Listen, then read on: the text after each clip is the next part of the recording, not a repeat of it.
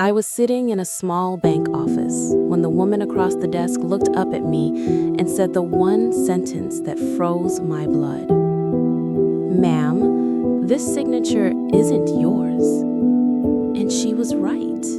It wasn't mine, but it was on a document with my name, my address, my accounts, and my entire future written all over it. At the bottom, in careful, practiced strokes, there was a version of my signature that looked almost right. Almost. "Someone has been signing for you," she said. "Someone who says she's your daughter." That was the moment I realized the truth I had been avoiding. My daughter wasn't trying to protect me. She was trying to replace me. But to understand how we got here, we need to rewind. The first time I realized something was wrong, it wasn't because of a phone call or a suspicious charge on my bank statement or a letter from a bank. It was a birthday card. A card for a birthday that wasn't mine. I was standing at my mailbox on a cold March morning, wearing Richard's old flannel robe and a pair of slippers that had seen better days. The wind bit through the fabric, but I liked the way it smelled, faintly of laundry detergent and the aftershave my husband used to wear. I pulled out the mail, one supermarket flyer, one church newsletter, and one pale blue envelope with colorful balloons in the corner. On the front, in a cheerful printed font, it said, "Happy birthday, Evelyn." My name, my address. But my birthday is in August. I turned it over, half expecting to see a child's handwriting, some neighbor who'd mixed up dates, or perhaps one of my grandchildren trying to be early. Instead, I saw the logo of a bank I didn't recognize. I opened it at the kitchen table, with the kettle whistling and the morning news murmuring in the background. Inside was a card with a cartoon cupcake and glitter on the frosting. On the right-hand side, where a friend's message should have been, there was a printed note. "Thank you for your recent credit application. We're excited to celebrate your financial future. Look out for your new card in the mail." My stomach sank. I hadn't applied for anything. Not in years. At 72 years old, I had no interest in financial futures or new credit cards. My house was paid off. My car was old, but it ran. I had a small pension from my years as a nurse, a modest retirement account, and a savings cushion I guarded like it was made of glass. I called the number on the card. After 15 minutes of menu options and tinny hold music, a woman finally answered. "Thank you for calling Meridian Savings. How can I assist you today?" I received a card about a credit application. I didn't apply for anything. "Let me pull up your file. Name and date of birth?" I gave them to her. I listened to her type, keys clicking, papers shuffling. "Oh," she said after a moment. "I see the application here. It was submitted online 3 days ago. Approved with a $10,000 limit. Congratulations." I gripped the edge of the table so hard my knuckles went white. I did not submit an application. I did not ask for any card. I wanted canceled immediately. Her tone shifted. "Of course, ma'am. Let me just make a note. Can you confirm the last 4 digits of your social security number?" She read them out loud. They were mine. Every digit. The right order. The right numbers. "How did you get that?" I whispered. "It was provided on the application, along with a copy of your driver's license." "My driver's license?" I repeated. "Yes, ma'am, a scanned image." Something inside my chest went cold. I want that account closed, and I want a note on my file that I do not authorize any new accounts from anyone for any reason. "We can initiate a fraud review," she offered. "I'll flag this as suspicious activity." She was speaking from a script. I knew the sound of scripted empathy. I'd used that tone myself once upon a time, when I had to tell families that their loved one was gone, and I had to sound calm even though I wanted to cry with them. Do what you need to do, and please send me confirmation in writing. When I hung up, the kettle had boiled dry. I turned off the stove, sat down, and stared at the cupcake on the card. There's a difference between being paranoid and being alert. I'd spent 41 years in hospitals, reading charts, catching mistakes, noticing when a dosage was wrong before it hurt somebody. I knew when something didn't add up. This didn't add up. Not yet, but it would. That stupid little birthday card was the first candle on a cake I never ordered. And someone was about to set my whole life on fire. My name is Evelyn Brooks. I'm 72 years old. I was a nurse for most of my life. I had a husband named Richard who drove too fast, loved too loudly, and died too soon of a heart attack at 68. We had 2 children, Anna, the oldest, who lives 2 states away with her husband and 2 girls, and Melissa, my youngest, who lives 20 minutes from me and always swore she'd look after me when I got old. I did not think looking after me meant stealing my identity, but theft doesn't usually come in black masks and crowbars. Sometimes it comes with soft voices, quick hugs, and "Don't worry, Mom, I've got it handled." Grief is strange. When Richard died, people were everywhere for 3 weeks. Neighbors, church friends, old colleagues. They brought casseroles and flowers.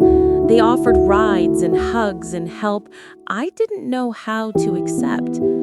Then, slowly, they disappeared back into their own lives. The house stayed quiet. Silence has a sound. It hums at night. It presses on your chest.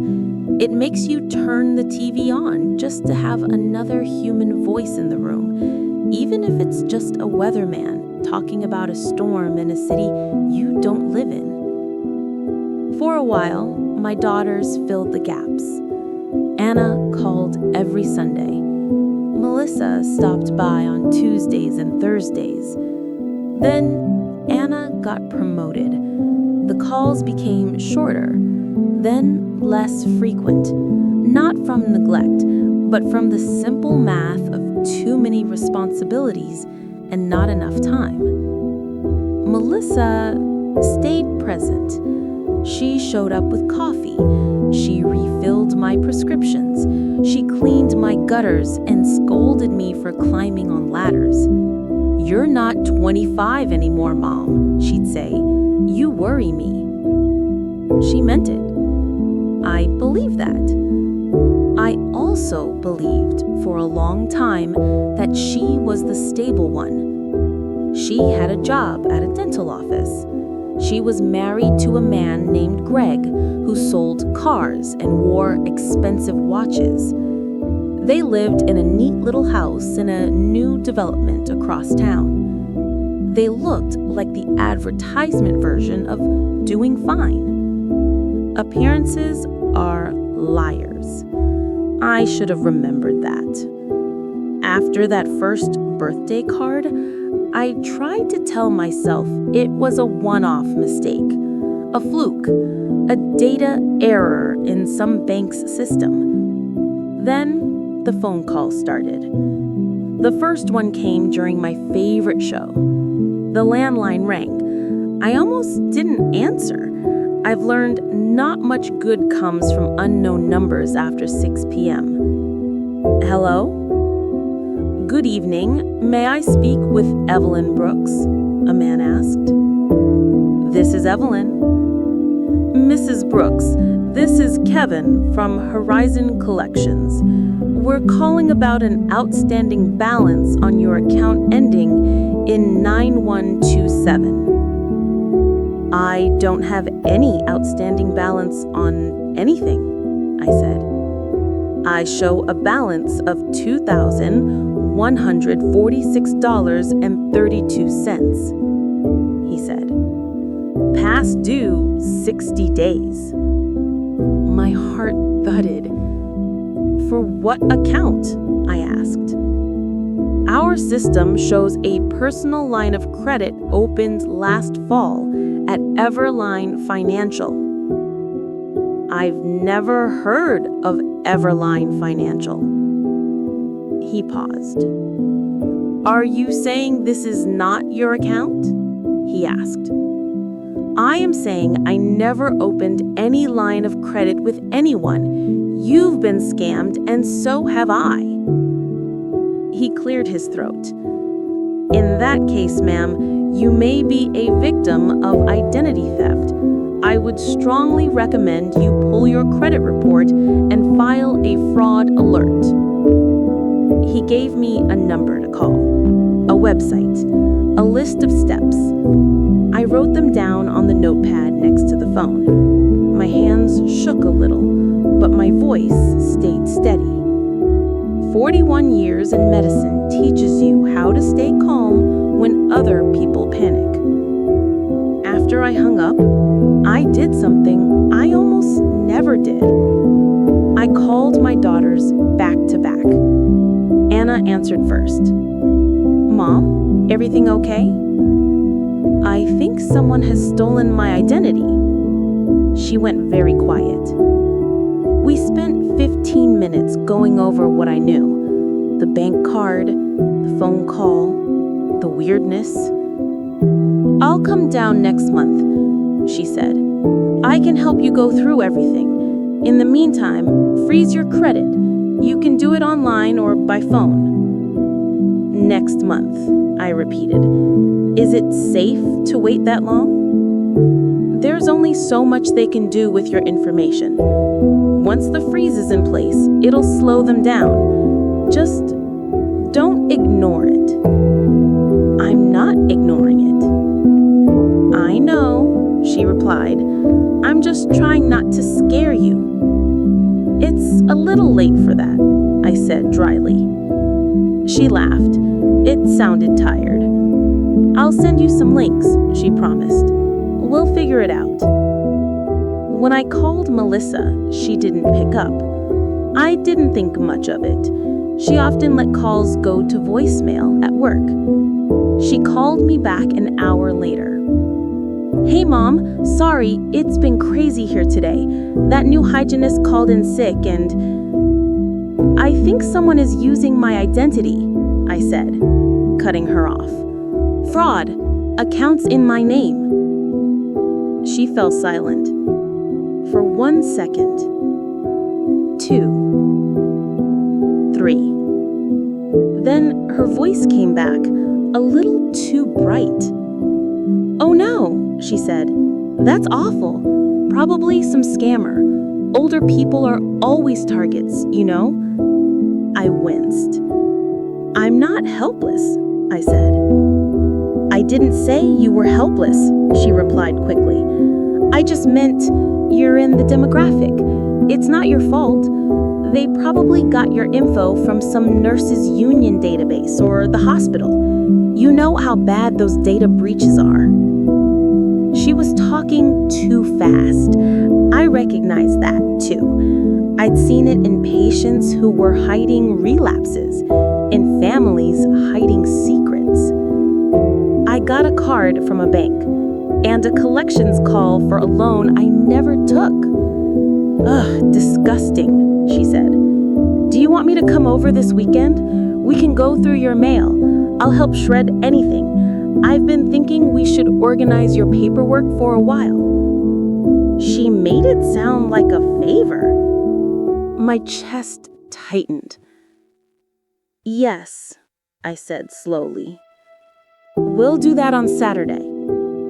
That's my girl, she said, slipping into the tone she used when she teased me about being stubborn. Everything's going to be fine. We'll handle it, okay? She said we, like we were on the same side. At the time, I thought we were. I lived in a small brick house on a quiet street I've called home for 37 years. The front door sticks in summer, the back gate squeaks in winter. The kitchen sink makes a little gulping sound when the dishwasher drains. It's not fancy, but it's mine. After Richard died, I did something he'd always wanted me to do. I cleaned out our filing cabinet. He loved paper. Receipts, warranties, old policy documents.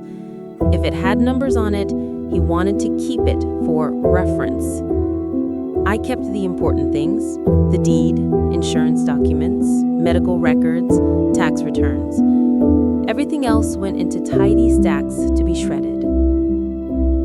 I bought a red leather binder on sale at Target, the kind of thing I used to imagine organized people had, and made a home for the truly critical pieces: my will, my power of attorney paperwork, my healthcare directive, my list of accounts and contact numbers. I didn't want my daughters digging through shoe boxes if something happened to me. I'd seen too many families torn apart by the chaos of disorganized death. That binder lived on the top shelf of my bedroom closet, behind an old sweater and a shoebox of greeting cards. My everyday bills lived in the hall closet inside a plain plastic file box labeled House and Bills. Saturday morning, I made coffee, stacked my suspicious mail on the dining table, and waited for Melissa. She arrived exactly on time. She brought donuts. "You're spoiling me," I said, kissing her cheek. "You're my mom. Spoiling you is my job," she replied. We sat at the table. I laid out the mail. She examined each envelope carefully. The fake birthday card, a letter from Evelyn Financial, a past due notice from a store I'd never shopped at.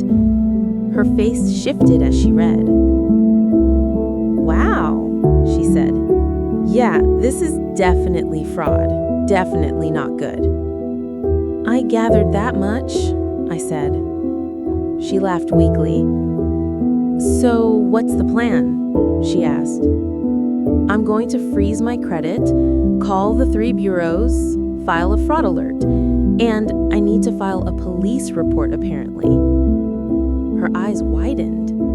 "A police report?" she repeated. "That's what the bank woman said. It's identity theft. That's a crime." "Yeah, I know that," Melissa said quickly. Are you sure you want to involve the police? They're not exactly gentle with older people. They might overwhelm you. Maybe we can handle it without them." I narrowed my eyes. "That's what they said at the bank," I replied.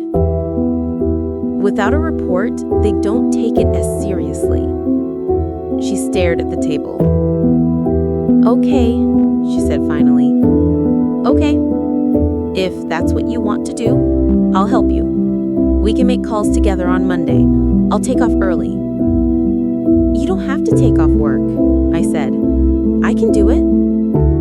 "I want to," she insisted. Her voice cracked on the last word. I studied her. "Is there something you need to tell me, Melissa?" She blinked quickly. Too quickly. "No, of course not. I'm just worried about you, that's all."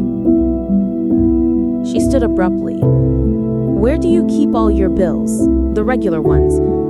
Let's at least organize those. It'll make the rest easier when we talk to the banks." "The hall closet. Green file box, labels on everything." She practically sprinted down the hall. I heard the door open, papers rustling, folders sliding. For a moment, I sat at the table staring at the coffee ring my mug had left on the wood. My instinct whispered, "Something is off." But mothers gaslight themselves all the time. We tell ourselves we're overreacting, misreading, being unfair. We want so badly to believe our children are good that we give them the benefit of the doubt long past the point of reason. "Found it," Melissa called. She came back with the file box and set it on the table. She moved like a woman on a mission, flipping through folders labeled mortgage, utilities, insurance, medical, taxes. She set aside anything older than 5 years. These can be shredded. No reason to keep ancient electric bills. She was right, technically, but I watched the way her fingers moved. She lingered on envelopes with financial logos. She checked dates twice on anything that mentioned account number. At one point, I went to the bathroom. When I came back, she was holding a letter I didn't recognize, one with a logo I'd never seen. When she saw me, she stuffed it back into a folder so fast it almost ripped. "What was that?" I asked. "Nothing, just an old bank statement. Already handled." She smiled. My stomach clenched. "Melissa," I said quietly, "are you sure there's nothing you need to tell me?" Her jaw flexed. For a second, I saw something raw in her eyes. Fear, guilt, something sharp. Then it was gone. "I'm sure," she said. We spent the rest of the afternoon sorting papers. She left with 2 bags of documents to shred at work. I watched her car pull out of the driveway. Somewhere in my chest, a small voice whispered, "You just handed her everything she needs to be you." I told that voice to hush. The next week, little glitches started popping up in places that had nothing to do with banks. At the grocery store, my debit card got declined. Twice. "That can't be right," I muttered, swiping again. "Maybe the system's down," the teenage cashier offered, chewing her gum. I ended up paying cash. When I got home, I checked my account. Plenty of money, no obvious fraudulent charges. Just a pending hold from a gas station I'd never been to. I called the bank again. "Oh, yes, we flagged a series of suspicious transactions," the representative said. "We put a precautionary hold on your card. You should have received a text." "I don't text," I said. "I have a landline." "Oh," she said. "Our system shows a mobile number on file." She read a number I'd never heard before. "That is not my phone number," I said. "I'll remove it," she replied. "We may need to issue you a new card." I rubbed my temples. "I want a list of every time this number has been used to verify anything," I said. "And I want you to send it by mail. Not email, not text, mail." "Yes, ma'am," she said. 3 days later, the letter came. 3 times that fake number had been used. To verify a charge at an electronics store. To authorize that gas station hold. And to reset access to my online banking profile. There was a note at the bottom.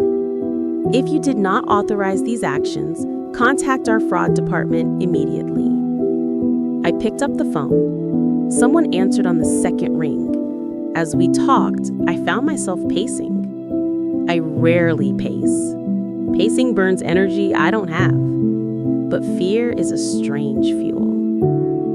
"We'll lock your online access for now," the fraud agent said. "You can come to the branch in person with your ID and reset everything." "I'll do that," I said. "Tomorrow." After I hung up, I called Anna. She answered on the second ring too.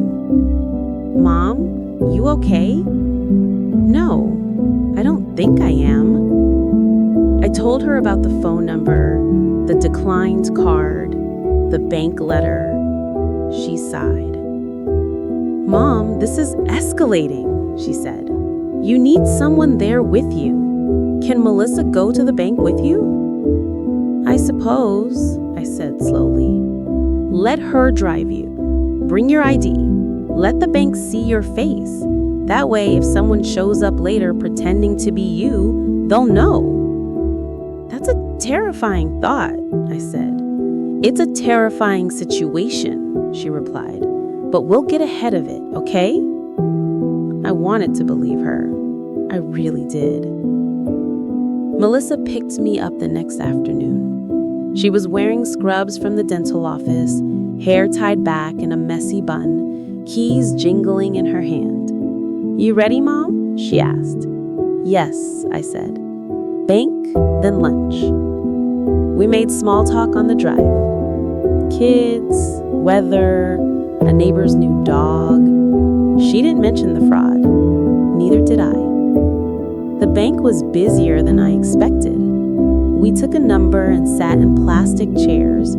I clutched my purse a little tighter than usual. A few minutes later, a woman in a blazer called my name. Mrs. Brooks, I'm Janine. Come on back. We sat in her little cubicle. I handed over my ID. She studied it, then studied me. Okay, she said. Let's see what's going on. She clicked and typed for several minutes. She said finally. It looks like there were multiple attempts to access your online banking from a new device. We locked it after 3 failed security questions. I never tried to log in. I don't even know my password. I write checks. I come in person. I am not an online anything. She smiled. I hear that a lot, she said. She cleared her throat. I also see, she continued carefully, that the mobile number on file was changed twice in the last month. I have never changed it, I said. She glanced at Melissa. And she began. Her daughter, Melissa supplied. She helps you with your finances? Janine asked. We have a note about a recent power of attorney form. My blood ran cold. A recent what? I asked. Power of attorney, Janine repeated. We received a copy 2 months ago. It grants your daughter Melissa here the authority to manage your accounts on your behalf. I stared at her, then at Melissa. Melissa's face flushed. Oh, that, she said quickly. Mom, remember? We talked about that after Dad died, about having something in place in case you got sick. I just finally got around to filing it. I had to hand it to her. The lie was smooth, almost seamless, except for one thing. We talked about maybe doing a power of attorney, I said slowly. We never signed anything. Janine frowned. Well, the bank has a notarized copy on file, signed in your name, Mrs. Brooks, with your driver's license number, witnessed, notarized, all in order. I felt dizzy. I never signed that. Never. Melissa's leg bounced under the chair. It's not a big deal, she whispered. We can revoke it if you want. You forged my name, I said quietly. She flinched. Mom, you forged my name, I repeated. You gave yourself authority over my finances without my knowledge. And you want me to believe that's not a big deal? Her eyes went hard for a second. I was trying to help, she snapped. Do you have any idea how hard it's been trying to keep everything afloat with you and Dad gone and Greg's hours cut? I've been doing everything I can, and you're here acting like I'm some kind of criminal. I looked at her. Are you? I asked softly. She recoiled like I'd struck her. How can you say that? She whispered. Very easily, I replied. I know my signature. That wasn't it. I know my conversations. I would remember agreeing to this. I may be old, Melissa, but I am not senile. I know what I signed. She gripped the steering wheel of her own story and tried to swerve. You have no idea how much I've been handling for you behind the scenes. Do you think the insurance company just magically processed all your claims? Do you think the utilities just understood when you messed up the account number? You needed help. I stepped up. I asked you to help me understand things, I said. Not replace me, not impersonate me. Mrs. Brooks, Janine cut in, if this was done without your consent, we can immediately nullify it on our end. We'll require a written statement and your ID. Do it, I said. Melissa stared at me. Mom, think about what you're doing, she said. You're making a scene. I met her gaze. Then stop giving me reasons to, I replied. As we walked out of that glass door, one thought hit me so hard I almost missed the curb. Maybe the thief I'd been afraid of wasn't hiding in some dark basement with a stolen laptop. Maybe she was sitting in the chair right next to me, calling it love. We left the bank with my online access locked, my phone number corrected, and the fraudulent power of attorney marked as disputed and inactive. Melissa was quiet until we got back to the car. Then the dam broke. I can't believe you humiliated me like that, she said, as soon as we shut the doors, in front of a stranger, over paperwork. Paperwork that gave you legal control of my money, I said. Legal help, she corrected. Do you have any idea how hard it's been trying to keep everything afloat with you and Dad gone and Greg's hours cut? I've been doing everything I can, and you're here acting like I'm some kind of criminal. I watched her. Are you? I asked again, softer. She recoiled. How can you say that? She whispered. Because criminals hide what they're doing, I said, and so do people who know they're wrong. She gripped the steering wheel. You know what? Maybe I shouldn't have helped, she said. Maybe I should have let the scammers take you apart. Then you'd be grateful. She slammed her hand on the steering wheel. The horn honked. We both jumped. Take me home, I said quietly. She started the car. We drove in silence. When she dropped me off, she leaned over before I could open the door. I'm not the enemy here, she said. Remember that. Enemies don't usually tell you they're enemies. They tell you they're heroes. At home, I did what I always do when something feels too big. I made a list. Every weird thing from the past 6 months went on that paper. The strange birthday card, the credit card I never requested, the collections call, the declined debit card, the fake phone number on file, the forged power of attorney. I drew lines between them, like a detective on a TV show. At the center of every line, one name kept appearing. Melissa. She had access to my mail. She had access to my house. She had sat at this very table and helped me sort bills. She had walked out with bags of my papers for shredding. Identity thieves usually fit into one of two categories: strangers and relatives. Strangers are easier. You can hate a stranger. You can call the police on a stranger without feeling like you're betraying a piece of yourself. But when it's your own daughter, your own child, a baby you carried and fed and sang to, that does something to your brain. The nurse in me said, "You are a victim. You must protect yourself." The mother in me said, "She's your little girl. There must be an explanation. You can't ruin her life." The problem is, one of those voices will let you sink, and the other one might keep you alive. I needed help, not from my daughters, from someone who didn't share blood or guilt. I found the card in a stack of papers in my desk, given to me months ago by a woman from church who'd gone through a nasty estate battle with her siblings. She'd said, "If you ever need a good elder law attorney," she pressed it into my hand, "call this woman. She saved my sanity." Her name was Marin Whitlow. Marin's office was in a brick building between a nail salon and a tax preparer. Her waiting room smelled the coffee, paper, and lemon cleaning solution. A framed print on the wall said, "Failing to plan is planning to fail."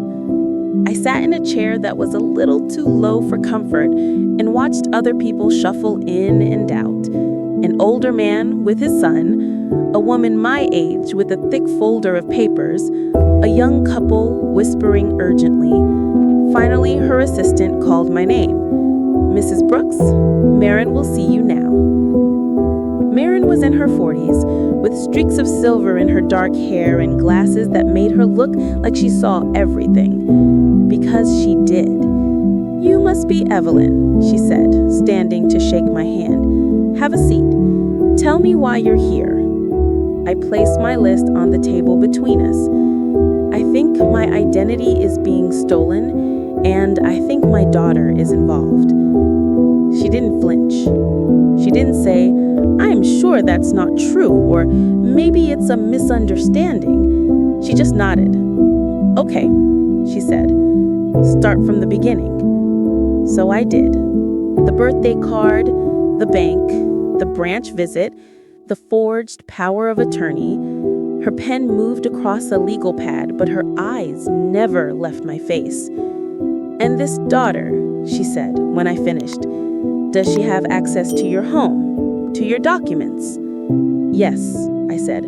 "I gave her a key years ago. She comes and goes, helps with things." "Do you live alone?" she asked. "Yes," I replied. "My husband is gone." "Do you have any cognitive issues?" she asked bluntly. "Memory problems, diagnosed conditions?" "No," I said. "My doctor says my mind is fine. My body complains, but my brain works." She smiled slightly. "Good," she said. "Here's the thing, Evelyn. What you're describing is not uncommon. Identity theft among seniors is rampant, and in more than half of the cases I see, the culprit is not a stranger. It's a relative, usually an adult child." I felt sick. "How do I stop it?" I asked. "First, we lock down everything we can. We revoke any suspicious powers of attorney. We notify your banks in writing. We freeze your credit with the 3 major bureaus. You've already started some of that, which is very good." She scribbled notes. "Second, we document your mental capacity. If your daughter or anyone else ever tries to claim that you didn't know what you were doing or that they were just helping because you're incompetent, we'll have proof otherwise." "How?" I asked. "Doctor's notes, a cognitive assessment, a short evaluation if needed," she said. "We age, people treat us like we're fragile, but the law doesn't see wrinkles. It sees documentation." I exhaled. "And third?" I asked. She leaned back. "Third is the hard part," she said. "What does that mean?" I asked. She folded her hands. "It means," she replied, "you decide how far you're willing to go." "What does that mean?" I asked. She folded her hands. "It means," she replied, "you decide whether you are willing to file a police report, potentially press charges, and possibly testify against your own daughter if it comes to that." My throat tightened. "I don't want her in prison," I said. "I understand," she said. "Reporting a crime does not guarantee prison. In many cases, especially first offenses, courts favor restitution, probation, treatment. But without a report, you're exposed. Banks won't want to eat the loss without proof you were a victim." She paused and then added one sentence that dug into my bones. More than half of the elder financial abuse I see comes from family, the people they're most afraid to say no to. I looked at my hands. They were older hands than I remembered. Spots, fine lines, a slight tremor when I picked up my teacup. They didn't look like warrior hands. They looked like caregiver hands. But maybe those are the same thing. Can I think about it? I asked. Of course, she said. In the meantime, I'll prepare revocations for any existing powers of attorney and letters to your banks. We'll also update your will while we're at it, if you're open to that. My will? I echoed. Yes, she said. Right now, if your daughter is willing to forge documents while you're alive, imagine what she might do after you're gone. We want a clear, airtight estate plan that reflects your wishes, not her desperation. I swallowed. I thought planning my death would be the worst part of getting old, I said. Turns out, it's planning my life. She gave me a sympathetic smile. Planning is how you protect both, she said. As I left her office, her last question followed me out the door like a shadow. How far are you willing to go against your own daughter? Marin's advice rattled around in my head for days. I kept coming back to one thought. Don't accuse without proof. I had suspicion, circumstantial snippets, red flags. But if I confronted Melissa and she denied everything, what then? Gaslighting can work both ways. Children can gaslight parents into believing they're confused. But mothers can gaslight themselves too, convincing themselves they misheard, misremembered, misunderstood. I needed something more tangible, something I could hold. The opportunity came a week later in the form of a canceled lunch. Mom, I'm so sorry, Melissa said over the phone. I can't make it today. Greg's got the car, and I have so much laundry I could cry. That's all right, I said. We'll do it another time. Love you, she said quickly. Love you too. I hung up and stared at the wall. Then I walked to my hall closet. I pulled down the remaining folders. I opened every one. I looked for anything out of place. A statement I didn't recognize. An address that wasn't mine. A loan agreement. A notice. In the insurance folder, I found it. A letter addressed to Melissa Brooks at her address, but with my name in the subject line. R.E. Policy Adjustment, Evelyn Brooks. My heart beat faster. The letter detailed a recent conversation in which Melissa had requested changes to my life insurance beneficiary allocations. It referenced the call made on your behalf with verbal consent. I had never given that consent.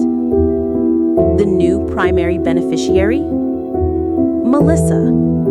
Anna and my grandchildren were reduced to secondary and tertiary recipients. I sat down. I read the letter twice. Then I went to my bedroom closet. I pulled down the red binder. Inside, my original policy documents were still neatly filed. Original beneficiaries, 40% Anna, 40% Melissa, 20% split between grandchildren. The letter in my hand said 70% Melissa, 30% split between everyone else. I added it to my evidence pile. I checked my mail for the last 3 months. Twice, I found envelopes that had been sliced open at the top and taped back shut. The tape was subtle. If I hadn't been looking for it, I wouldn't have noticed it. I remembered the organizational day when Melissa had taken 2 bags of papers to shred. What else had she taken that day? I didn't know, but the pattern was clear. Fake power of attorney, changed beneficiaries, fraudulent accounts. This wasn't an accident. This was a strategy. And the person drawing the map lived 20 minutes away and called me Mom. I didn't want to do it, but I did. I called the police non-emergency line. "Ma'am, what you're describing is identity theft," the officer said gently after I explained everything. "We can send an officer to take a report, or you can come down to the station." "I'll come there. I want to make sure I get it right," I said. The station smelled like old coffee and exhaustion. The officer who took my statement was in his 30s, with tired eyes and a wedding ring he twisted while he listened. "You're sure your daughter did this?" he asked carefully. "I'm sure she had the opportunity," I said, "and the forged documents all benefit her, not strangers, not random thieves, her." "Do you have any proof that she used your information to open those accounts?" he asked. "Copies of applications that use my social security number and her address, letters showing someone pretending to be me changing my policies, and the bank's note that my number and login were tampered with." He nodded, jotting notes. "You're doing the right thing by documenting," he said. "I'll file this as an identity theft and financial exploitation of an elder. That label matters if this escalates." "Will she be arrested?" I asked. "Not automatically," he said. "In cases like this, especially with family, it often starts as a civil and financial mess. But this report creates a paper trail. If more accounts appear, or if a creditor sues you, you can point back to this and say, 'I reported it. I'm the victim, not the perpetrator.'" I signed. My hand shook a little. When I walked out, the sky felt lower, heavier, but I also felt something I hadn't felt in months. Control. Not over other people's actions, but over my own. You can't drop a bomb like that and then pretend things are normal. I didn't want to confront Melissa by phone, and I didn't want to do it in public, so I invited her over. "Come by Sunday," I said. "We'll have dinner." "Great," she replied. "Do you want me to bring anything?" "Just yourself and your honesty." She laughed, not understanding. That Sunday, I made pot roast. It felt appropriate, something slow, something that took time and patience and seasoning to get right, something that could burn if you didn't watch it carefully. She arrived right on time, smelling of perfume and stress. We ate in relative peace. We talked about small things, Anna's kids, a sale at the grocery store, a neighbor who'd painted their house a terrible shade of yellow.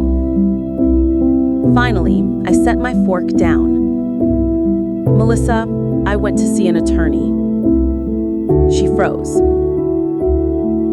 "Oh," she said. "Why?" "Because of the identity theft." The fork in her hand clinked against the plate. "I told you, Mom," she said. "It's probably just a scammer." "I also filed a police report," I said calmly. She stared at me. "What?" "I filed a report," I repeated, "to document that my identity is being used without my consent, to protect myself." Her face went through about 6 emotions in 3 seconds. Anger, fear, denial, hurt, more anger, something like panic. "Did you Did you tell them? Me? She stammered. I told them, I said carefully, that I suspect someone with access to my home and my documents is using my information. I did not give them your name, but your name is all over the paperwork. She stood abruptly. You went to the police before talking to me? She shouted. I have tried to talk to you, I said, keeping my voice even. At the bank, at the table, every time you denied, deflected, minimized. I needed someone who would take this seriously. I take it seriously, she snapped. Do you? I asked. Because from where I'm sitting, you've been driving this train. I pushed my chair back, went to the sideboard, and brought out a neat stack of papers. Here, I said, let's look at what you call help. I laid them in front of her. Letter from the bank, forged power of attorney, insurance beneficiary change, loan application with my social security number and her address. Her shoulders sagged. Mom, she whispered. You can keep lying, or you can tell me the truth, right now. I'm giving you one chance. After that, my lawyer handles everything. She stared at the table for so long I thought she'd never speak. Then finally she whispered, It started with one bill. It began, she told me, with a medical bill, one she couldn't pay. Greg lost his job for a few months, she said. The dealership cut people. We fell behind on everything. Rent, utilities, that stupid dental loan I took out for his veneers. She laughed bitterly. I know how that sounds, she said. It is stupid. I see it now. But at the time, it felt like an investment. He said appearances mattered in sales. If he looked successful, he'd be successful. I didn't comment. She continued. I was juggling, paying one thing late to pay another on time, robbing Peter to pay Paul, except Peter and Paul both had collections agencies. I was desperate. So you decided to rob your mother instead, I said quietly. She flinched. I didn't mean for it to be like that, she said. At first, I intercepted one bill that came to your house, that stupid supplement company. I paid it from your account to keep it from going into collections. I figured you wouldn't even notice. I told myself I was helping you and me. That made it easier. I thought of the strange auto drafts I'd assumed were legitimate. I kept telling myself I'd pay you back, she said. But then more bills came. Greg's car, his old student loans, the personal loan he took out for some investment opportunity that turned out to be nothing. She rubbed her eyes. He suggested it first, using your credit, I mean. He said, your mom's got perfect credit. One card in her name and we can consolidate everything. She's not using it. It's practically wasted. Wow, I said flatly. How generous. I said no, she insisted. At first, I told him it was wrong, that you'd never forgive me if you found out. He pushed. We fought. He said if I really cared about our marriage, I'd do whatever it took. He said family helps family. He said you'd be dead before any of it mattered. My stomach churned. I still said no, she whispered, until the night we got a shutoff notice. They were going to cut our power. I was so tired, so scared. I did it. I used your information to open one card, just one. I told myself it was a loan I'd pay back before you ever knew. And then The minimum payments weren't enough. The interest was insane. We were juggling 3 drowning bills instead of 2. Greg kept asking for more. Just one more, he'd say. Just until I get the promotion. She laughed a sharp, hopeless sound.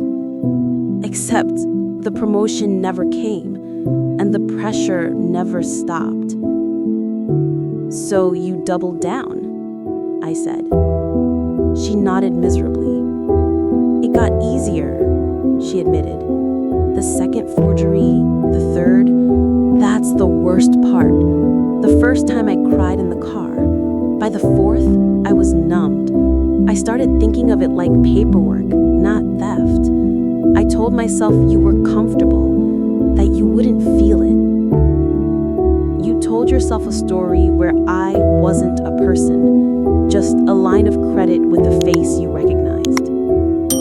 She burst into tears. I know, Mom. I hate myself for it. I hate what I became. I hate that I let him convince me it was okay. Did he sign anything? Did he forge anything? She hesitated. Yes, she whispered. Some of it. He's the one who faked the notary stamp. He knew a guy. He said it would be cleaner if I filled it out as you, since I knew your details. I see. She wiped her face. I know you're gonna hate me forever. I'll understand if you cut me out. Of your life, your will, everything. I'm not here to beg. I need you to know it wasn't because I didn't love you. It was because I didn't love myself enough to say no. We sat in silence. Her shoulders shook. My chest ached. All my life, I'd believed love and forgiveness were twins. I was starting to understand that they were cousins at best. I need some air, I said finally. We went out to the porch. The sun was setting, turning the sky pink and gold, like someone had spilled sherbet onto blue canvas. We sat in my 2 old rocking chairs.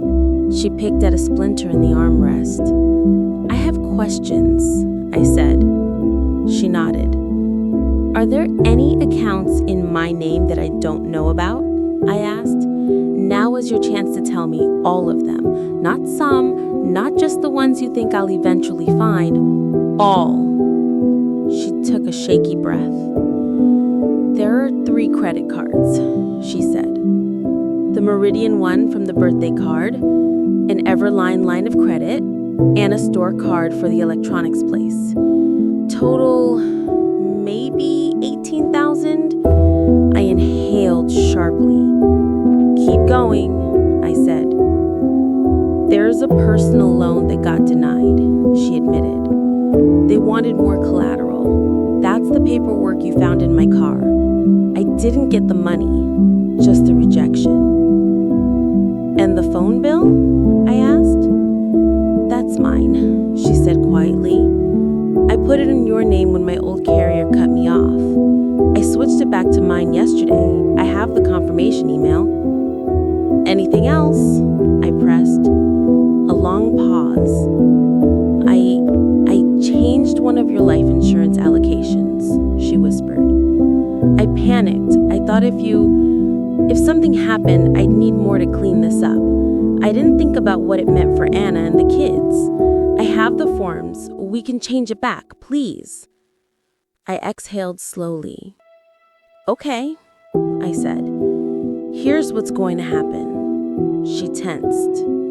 You are going to give me every login, every document, every piece of paper connected to these accounts, I said. You will not shred anything. You will not clean up the mess before I see it. She nodded. You are going to call each creditor with me present. You will not pretend to be me. You will not answer questions unless I tell you to. You will listen while I explain that my identity was used without my consent. Her lip trembled. They'll come after you, she whispered. No, I said. "They'll come after whoever is responsible once the investigation is done." Which brings us to the next part. I turned to look at her fully. "I have already filed a police report," I said. "I will be updating it with your statement. If charges are filed, that will be between you, the district attorney, and your conscience. I won't push for prison, but I also won't lie to protect you." She stared at me horrified. "Mom, please," she whispered. "I'm your daughter. And I am your mother. A mother you stole from, a mother you betrayed, a mother you treated like a bank and a shield at the same time. I love you. That is exactly why I'm not going to help you keep being this version of yourself." She covered her face. I let her cry. "When I was a nurse," I said softly after a moment, "I saw what happened when families refused to let addicts hit bottom. They kept cushioning the fall. They called it love. It was fear. Fear of what would happen if they stopped. When they finally stepped back, sometimes the addict got worse. Sometimes they got better. But for the first time, the choice was theirs." She sniffled. "I'm not an addict," she mumbled. "You're addicted to the illusion that you can fix a mess by making a bigger one, and to the belief that I'll let you." We rocked in silence. The porch creaked. A car drove by, music faint through rolled-up windows. "Are you going to cut me out of your will?" she asked finally. "I'm going to update my will," I said carefully. "Marin is helping me. Your share will be conditional, structured, protected from you as much as possible." She looked wounded. "I deserve that," she said. "Yes," I replied, "you do." I didn't say it to hurt her. I said it because it was true. And that night, for the first time in months, I slept without my purse on the chair beside my bed. The next month was a blur of phone calls, forms, and uncomfortable honesty. We sat at my kitchen table with speakerphone on. I introduced myself to each creditor. "I am the real Evelyn Brooks," I said. "My daughter used my information without my knowledge. This is her beside me. She is willing to acknowledge what she did. I have filed a police report. I am working with an attorney." Some representatives were sympathetic. Some were cold. One said, "Ma'am, you're responsible for any account in your name, family or not. You can't just pretend you didn't know." "I can't pretend I did," I replied. "I will be sending you documentation. After that, we can let the law decide." We froze my credit with all 3 major bureaus. We put alerts on my social security number. Every time a new letter came, my heart jumped. Most were standard confirmations. Some contained words like investigation and review. Meanwhile, Marin drew up new documents. We replaced the forged power of attorney with a legitimate, limited one, naming Anna as primary and Melissa as backup, but with clear conditions and revocation clauses. We restored my original life insurance beneficiaries. We added a clause to my will. Any heir who is found to have used my identity or assets without consent prior to my death will have their share placed in a controlled trust, with distributions limited to health, housing, and basic needs at the discretion of a trustee who is not that heir. "It's not about punishment," Marin said. "It's about containment. You're making sure your daughter never has unfettered access to your money again. Not now, not later." We also drafted a letter for me to sign. "To my children, if you are reading this, it means you have discovered decisions I made to protect myself. They are not a reflection of how much I love you. They are a reflection of how much I finally learned to love myself. cried while I signed it, not because I doubted my choices, but because I wished I had made them sooner. Eventually, the investigators finished their initial reviews. I got 3 kinds of responses. One bank essentially said, "We agree this account was opened through fraud. We've closed it and won't pursue you. We may pursue whoever did this." Another said, in more careful language, "We accept that you were a victim. We'll clean the worst marks from your credit tied to this account." And the third tried to wiggle out. They wrote that there wasn't sufficient evidence I hadn't authorized the account, that responsibility was disputed, that they might see me in civil court if the balance stayed unpaid. Marin explained that this was normal. "Some institutions are reasonable, some are stubborn," she said. "The important thing is we've created a record. If they sue, we defend. If they don't, we monitor. Either way, you're no longer a faceless name to them. You're a documented victim." The police followed up once. The detective asked if I was willing to give a formal statement naming Melissa as the one who accessed my information. I said yes. Melissa agreed to speak to them too. She retained her own attorney. After several tense weeks, the detective called. He said, "The DA is not pressing criminal charges at this time, but your daughter is entering into a restitution agreement with one of the creditors. It's technically a civil matter now." "What does that mean for me?" I asked.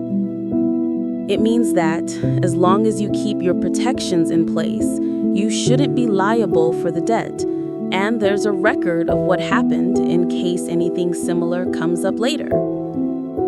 When I told Melissa, she broke down sobbing. She said, "I thought I was going to jail."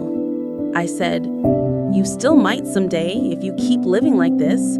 Let this be the bottom, Melissa. Don't start digging again." She nodded, tears streaming. "I enrolled in counseling and a financial literacy course. It's humiliating, but I need it." "It's not humiliating. It's responsible." "Do you still want me in your life?" she asked in a small voice. I looked at her for a long time. "Yes," I said, "but not like before." We set new rules. They weren't dramatic, just clear. 1, she no longer had a key to my house. If she wanted to come over, she knocked. 2, she no longer sorted my mail. I opened every envelope myself. 3, she no longer had access to my accounts. Not passwords, not numbers, not documents. 4, any paperwork involving my name required my presence and my signature in front of a third party.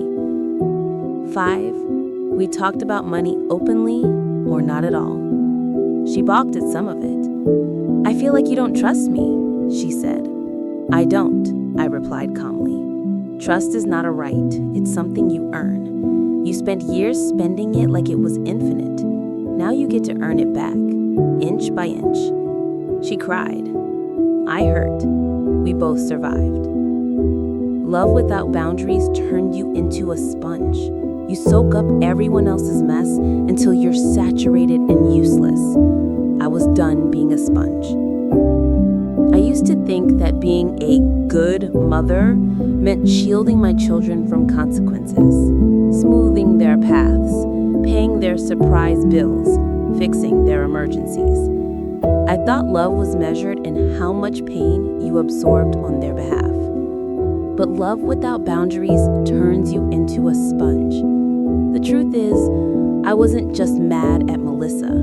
I was mad at myself for not seeing the signs sooner, for handing over my papers so casually, for laughing off little red flags because I didn't want to rock the boat. I remember a patient once, an older woman whose adult son kept borrowing her pain medication. She cried in my office. "I know he's taking it," she said. I know it's wrong. I know I should lock it up, but he's my baby. I told her what the doctor told her. If you keep giving it to him, you're part of the problem. You're helping him kill himself. Slowly, maybe, but surely. Loving him means stopping him, not feeding the addiction. I never thought I'd end up in a similar position, not with pills, but with paper. Yet, here I was. Enemies usually don't tell you they're enemies. They tell you they're heroes. Sometimes you have to stop listening to their story and start listening to your own. About 6 months after the confrontation, after the lawyers and the banks and the detectives, Melissa handed me a letter. It wasn't a bill. It was handwritten. "Read it later," she said, her voice tight. I read it that night, alone in my bedroom. "Mom, I don't know how to say this without sounding like I'm asking for pity, so I'll just say it. I was wrong. I was wrong to let Greg pressure me into using your name. I was wrong to pretend I was helping when really I was just avoiding my own fear and mess. I was wrong to forge your signature, to change your policies, to touch anything that had your name on it without asking you first. The worst part is I knew it was wrong while I was doing it. I just told myself a story so I could live with myself. I told myself Mom would want to help. I told myself I'll pay it back. I told myself it's temporary. None of that makes it okay. You didn't owe me your savings. You didn't owe me your credit. You didn't owe me your identity because you gave me life. I'm realizing now that I have spent most of my adult life treating you like a parachute instead of a person. When I panicked, I didn't think, how can I fix this? I thought, Mom will catch me. I don't deserve the chances you've given me, but I'm going to try to be someone who does. I'm going to pay off what I can. I'm going to take responsibility for my own life. I'm going to stop expecting you to bleed for my mistakes. I know you updated your will. I know my share is limited now. I know you put protections in place. I don't blame you. I'm grateful. You finally did what I was too afraid to do. You protected yourself. I hope when you're gone and I'm old enough to understand even more than I do now, I'll look at those documents and feel proud of you instead of punished. I'm trying to be better. One bill, one day, one choice. I love you, Melissa. I pressed the letter to my chest and let myself cry. Not out of grief this time. Out of something like relief. She wasn't fixed. Neither was I. But we were both less broken than before. If you're listening to this and you're an older parent, let me tell you something no one told me. You were not a bad mother for saying no. You are not cruel for freezing your credit. You are not heartless for updating your will to protect yourself from your own children. We raised our kids to be independent. Then we're surprised when they try to be independent by climbing over our resources. You cannot teach responsibility by rewarding irresponsibility. You cannot buy maturity with bailouts. And you cannot, no matter how hard you try, love someone into respecting you if you don't respect yourself. I thought for a long time that setting boundaries meant I didn't trust my daughter. Now I understand. Setting boundaries meant I finally trusted myself. Trusting myself kept me from becoming a footnote in my own story. It let me be the narrator instead. I forgave her, but I never gave her my name to borrow again.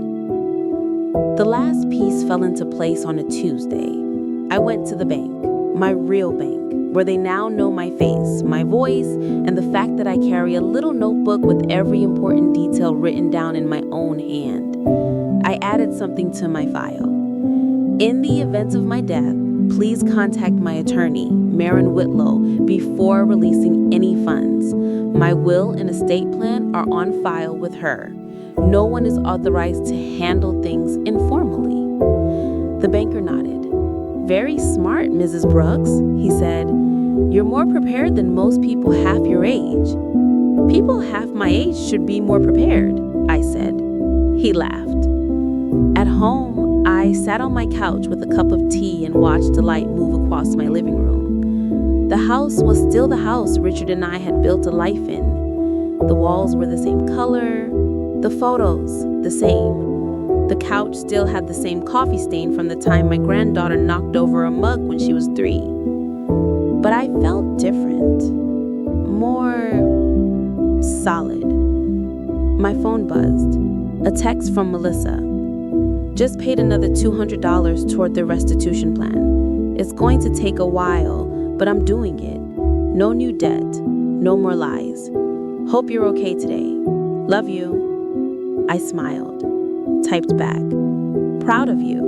One step at a time. Love you too." I set the phone down and ran my hand over the arm of the couch. Somewhere in the neighborhood, a lawnmower droned. A dog barked at nothing. A kid rode by on a bike singing to himself. Life went on. Not perfectly, but honestly. I didn't disown my daughter. I didn't destroy her. I didn't let her destroy me either. That's the balance no one teaches you. The opposite of rescuing your children isn't abandoning them. It's letting them stand on their own legs while you finally stand on your own.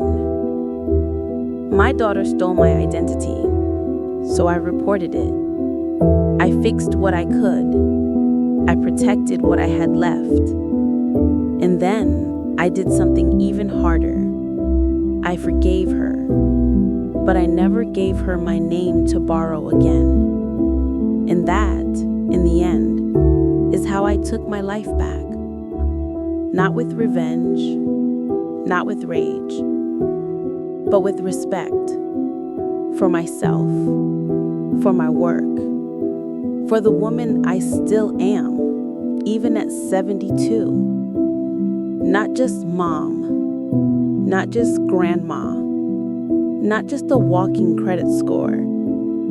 Evelyn Brooks, registered nurse retired, widow, mother, human being, and the only person in the end who gets to decide what my name is worth.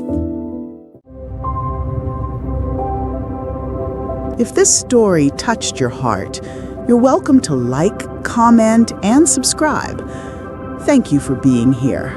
Until the next story.